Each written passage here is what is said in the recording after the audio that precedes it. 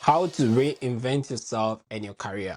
If you're smart, ambitious, and still deeply unsure of what you're doing with your life, you are in a very dangerous spot. Most people think being stuck is a lack of motivation problem. It's not. It's actually, if you're watching this, your problem is likely that you're too smart for your own good. You're using your intelligence to simulate failure scenarios that haven't even happened yet. So you're analyzing 100 potential paths and seeing the flaws in all of them and choosing none of them. But here's the quiet cost. Every month you spend thinking about your next move, someone less smart than you is compounding ahead of you. Simply because they are moving, they are gathering data, and you on the other side, you're gathering anxiety. We need to set the terms right for this video. This is not a hype video. I'm not going to tell you to follow your passion or burn your bridges tomorrow. That is a reckless advice for people who don't understand leverage. We're going to talk about the mechanics of identity engineering. We are going to look at why your current model of decision making is broken, and we are going to replace it with a system that generates clarity automatically.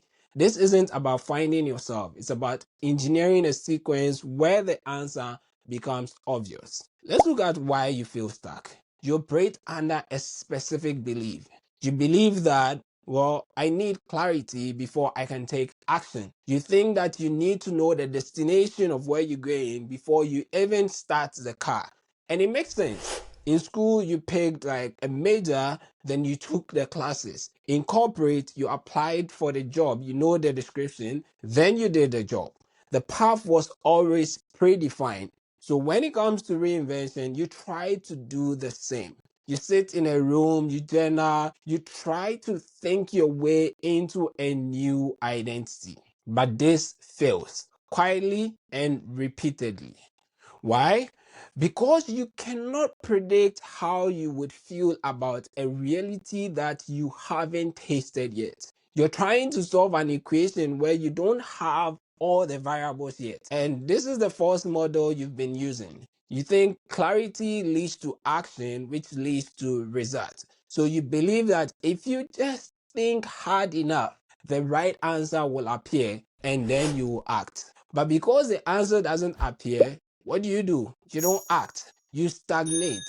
And you interpret that stagnation as I haven't found my passion yet. That is totally wrong. You are stagnating because you're demanding data from the future. You are actually trying to act like a prophet, predicting your own destiny. And you need to stop being a prophet. Here's the real model. The new map that I want to give you. It is action leads to evidence, which then leads to clarity.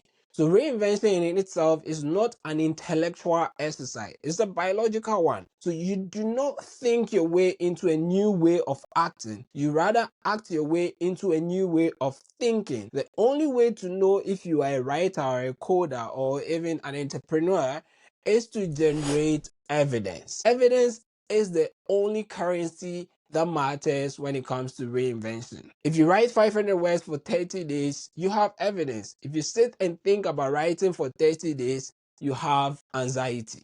So, how do we operationalize this? If we stop trying to figure it out, what do we do instead? Here is a prescription. We use a 6-step loop to help us reinvent ourselves both personally and professionally. Step 1 of the loop is curiosity, not passion.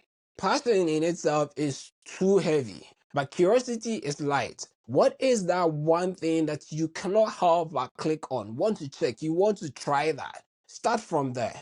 Then step 2 is focus.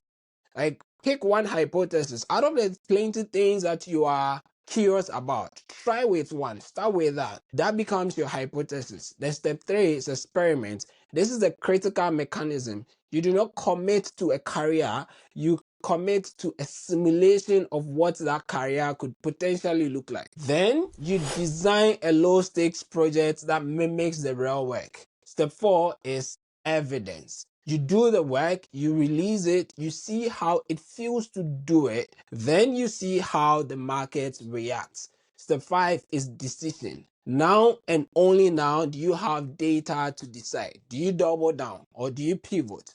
And step 6 is expansion.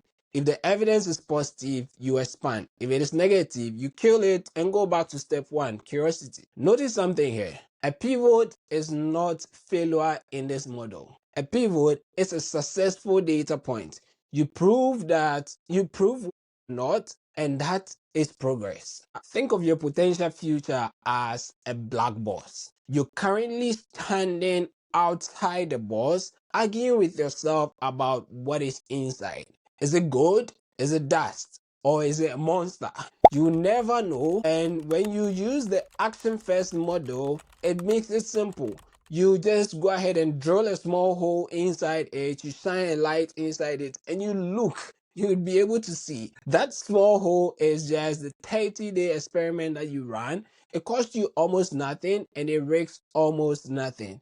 But it gives you one thing your anxiety cannot give you: the truth. Why does this matter right now, you may ask? I'd say because while you are waiting to be sure about what to do, your adaptability is atrophying. The market does not reward the smartest person. It rather rewards the person with the fastest iteration cycles. So if you wait 2 years to launch, you have zero feedback loops. If you run 4 experiments in a year, in 2 years, you have 8 cycles of market feedback.